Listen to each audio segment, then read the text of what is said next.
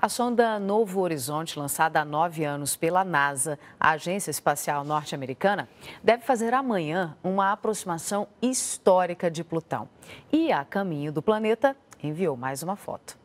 A imagem foi feita quando a sonda estava a 1.600.000 quilômetros de Plutão.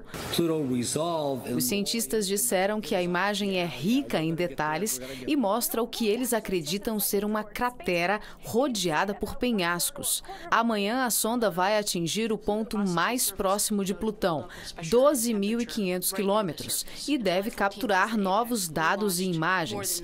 O material vai ajudar a mapear a composição e a superfície do chamado planeta anão.